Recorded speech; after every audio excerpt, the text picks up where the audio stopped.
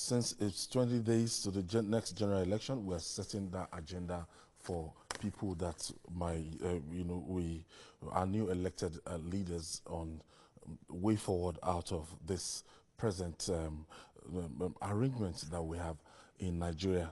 One of the candidates of the People's Democratic Party actually said, if elected, that there will be this constitutional liberty in a presidential democracy like ours, that he is going to make sure that he is going to implement what the clamor for that restructuring, that was clamor for restructuring, that people have been talking about it, and if elected, he is going to see it through.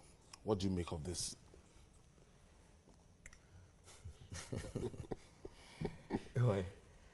We have been in this long enough to know when a politician is saying the truth. 2011, when then candidate Buhari was campaigning, Tunde Bakare was his vice presidential candidate. His major argument throughout his campaign was restructuring. I was in his campaign ground in Port Harcourt. I followed the election up and down, and everywhere he went to. Then, in fact, the crowd in Port Harcourt was not even up to 10,000 people. It wasn't up to 2,000 people in the stadium. And everywhere he went to, I would restructure Nigeria. He even cried, as a matter of fact, shed some tears that time, and said he was going to restructure Nigeria if he had the opportunity.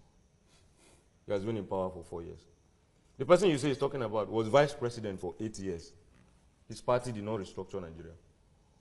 They hated it like anything. Even Babangida, that hated restructuring when he was military head of state for 8 years, is now talking about restructuring. These are the characters that are talking about restructuring. Please, I'm just begging you, I don't want to have any headache.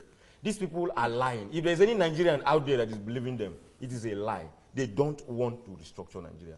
They have this feeling. Everybody wants to go to heaven, but nobody wants to die.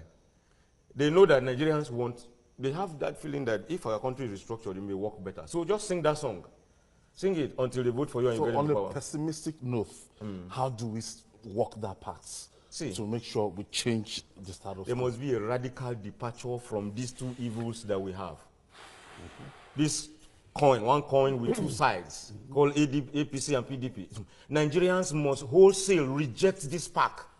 It is one and the same. If anybody is telling you that one is different from the other, it's a lie. The two of them are one and the same. It's just one side of the same coin. We need to wholesale reject this package and look elsewhere for salvation for this country. These people do not want to develop this country. They only want to steal our money and share it. Because we are not hearing them talk. In the past 12 years, I've been hearing about Calabar-Lagos Railway in the budget every year, including the past 4 years. I've been hearing about Kano-Lagos Railway every year in the budget. We have not seen it. East-West Road. East-West Road every year. And the money keeps coming and going, coming and going. People are sharing it. Those who are recovering the money are resharing it and all of that. And the game keeps going on and on and on. If we don't reject these two people, this pack called APC and PDP, we will keep going round and round. Even the Bible, God told Moses, say, you have turned around this mountain for too long. Move right so that you may make progress. Nigerians have options. Nigerians have options. There are options today, but it is the same Nigerians who desire change that are saying that Mogale doesn't have a chance, Sheore doesn't have a chance, Feladote doesn't have a chance. They should go and sit down. They do not have structures. And the two people you claim have structures, they have structures only because they are stealing money and sharing for people to gather crowd. That's why you call it structure. We can't substantiate that. We can't substantiate that. Money has been missing since 1999, and they have been telling us they are looking for it. So money is losing, and the money, and the people, it is those who don't touch the money that the money is losing in their hands. They are ordinary Nigerians from Kano to Sokoto to Calabar to Enugu who are working every day to eke out a living for themselves. They do not care about our English on restructuring. They need government to give them roads. They need government to equip our hospitals. They need government to equip our schools. They need government to give us tools to work. That is what we need. It is the politicians that are talking about restructuring. And I repeat, they are only saying it so that which side will get the biggest share. So see what Oshomole did. He came in and said he wanted direct primaries for the party, right? Giving the power to every registered member of the party to vote at the primaries. Look at the manner in which the elite resisted it. Because the governors knew that they would no longer be in control of who emerges. The power would be taken and given to party members at the grassroots. They ganged up and resisted it. I bet you any form of devolution of power or restructuring that will give power to the people, the elite will resist it. What's your thoughts about They will state resist police? Well, let's talk about solution now. Okay. Solution now, practical solution. You know, when we begin to talk about revolution and everything, it's like taking it to the extreme. Now, what's the most visible solution right now? Well, every idea on the table is valid, including a revolution. It's not an extreme.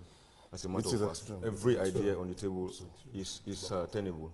But I am not even talking about the revolution. If you ask me, AY, there is no solution in the drawer that you can pull out. Nigerians, like I said, must look elsewhere and begin to build political parties that will grow organically. I have seen organizations like the OPC, organizations like Hamas, that are not even in politics, that grow organically. Even Masob. I knew women in Masob that like what's they will go and sell firewood. Trying to do now. Yes. Even the voice of reason. Yeah, they will go and sell. 80-year-old women will sell firewood. And before they count their money, they will first of all remove their Masob dues and keep somewhere, like their tithes, before they count the remaining money.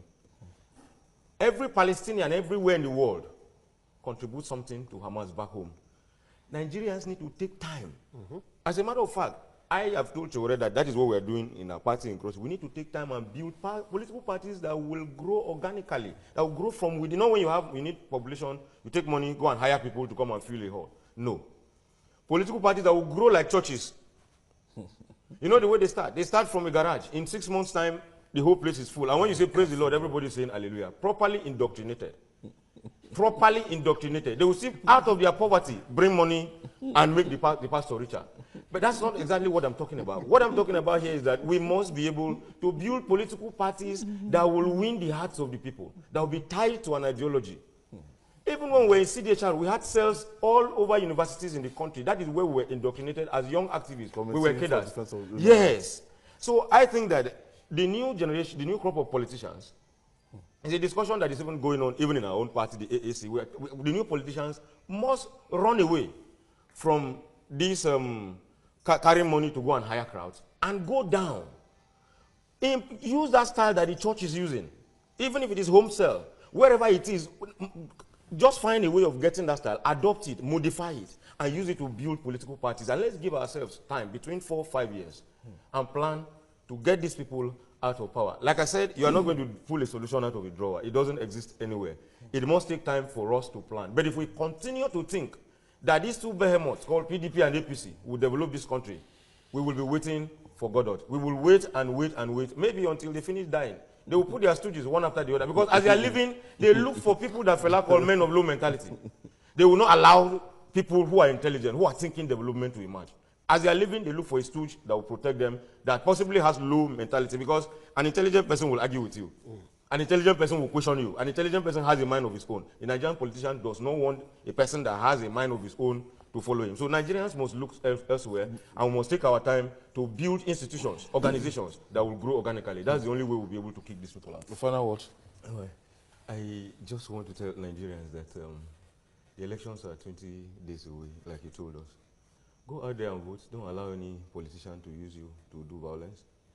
We will get it somehow, someday. We will get it. I will not vote for PDP. I will not vote for APC, and I urge you not to. Look for another alternative. Those people will not change Nigeria. Don't allow yourself to be used for violence. That is very, very important. Because when you die, they will bury you and write tributes on Facebook. If you know how quickly people forget the dead, you will not go and die for a politician. God bless you.